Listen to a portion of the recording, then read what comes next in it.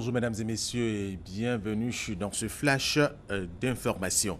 La convention d'affectation du programme de renforcement du système de santé du deuxième CHD a été signée hier à la primature en présence du Premier ministre Daniel Cablon-Duncan et du directeur général de l'Agence française de développement Rémi Rioux. Reportage Herman Guivet. Chaude poignée de main de Rémi Rioux, directeur général de l'Agence française de développement, et Daniel Cablon-Duncan, Premier ministre de Côte d'Ivoire. La signature du deuxième programme de renforcement du système de santé ivoirien, financé à hauteur de 44,6 milliards de francs CFA, vient juste de se tenir dans les locaux de la primature. Les raisons de ce soutien de l'Agence française de développement à la Côte d'Ivoire sont multiples. Réduire considérablement le taux de mortalité maternelle et infantile, améliorer l'accessibilité des populations ivoiriennes les plus vulnérables à des services de santé de qualité. La finalité ultime de l'action du président de la République, son excellence M. Alassane Ouattara, c'est d'assurer une croissance forte, mais durable et inclusive, et une prospérité partagée pour assurer le bien-être des Ivoiriennes et des Ivoiriens. Il nous faut donc conjuguer nos efforts dans tous les secteurs afin de donner tout son sens à la coopération solidaire et mutuellement bénéfique à laquelle aspirent la France et la Côte d'Ivoire. 2 jours, c'est le temps qu'aura duré le séjour du directeur général de l'Agence française de développement en Côte d'Ivoire, Rémi Rioux. Un séjour marqué par des actions de terrain, dont une visite au CHU de Trècheville pour constater le travail effectué par le ministère de la Santé et de l'Hygiène publique en matière de formation des personnels paramédicaux qualifiés. Une signature de convention qui s'est tenue en présence de l'ambassadeur de France en Côte d'Ivoire, Georges Auxerre.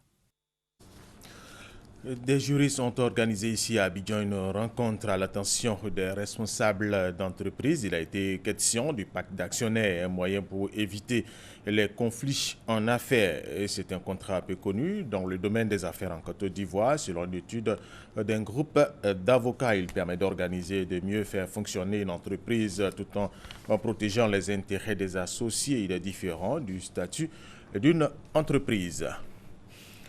Des agents de la mission des Nations Unies en Côte d'Ivoire sont en grève. Ils ont manifesté à l'entrée des locaux de l'ONU ici à Abidjan.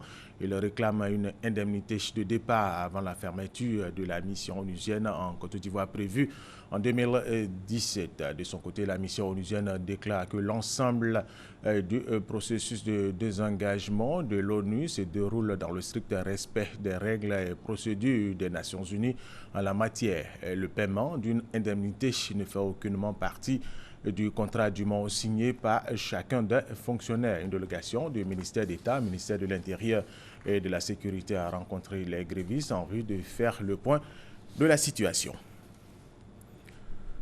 Le général Jean-Marie Michel Mokoko, candidat malheureux à la présidentielle du 20 mars dernier au Congo-Brazzaville, remporté par le président Denis Sassou Nguesso, a été inculpé pour atteinte à la sûreté intérieure de l'État.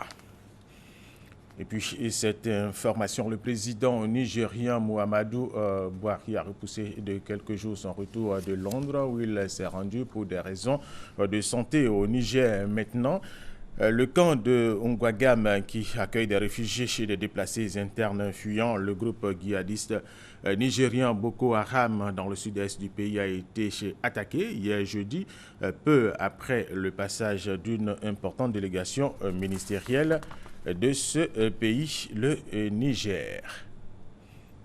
Et puis nous allons poursuivre avec cette information. L'une des 2 précieuses boîtes noires de l'Airbus A320 d'Égypte Air qui s'est abîmée en mer il y a près d'un mois a été repêchée hier jeudi en Méditerranée et son examen pourrait aider à établir les causes du drame toujours inexpliqué. L'Airbus A320 d'Égypte s'est abîmé en mer Méditerranée le 19 mai avec 66 personnes à son bord. Il est parti la veille de Paris, Roissy à destination du Caire. Fusillade d'Orlando, le président américain Barack Obama, accompagné de son vice-président Joe Biden, sont longuement recueillis hier jeudi avec les proches des 49 personnes tuées dans la fusillade de dimanche à Orlando. Le président américain a déposé 49 fleurs devant un mémorial en hommage aux 49 personnes qui ont été tuées. Par rapport à cette fusillade, le camp démocrate a obtenu une petite victoire en arrachant hier jeudi au Parlement une proposition de loi limitant l'accès aux armes de suspects de terrorisme. Et c'est la fin de ce flash d'information. Merci de l'avoir suivi. Je vous retrouve tout à l'heure à 13h.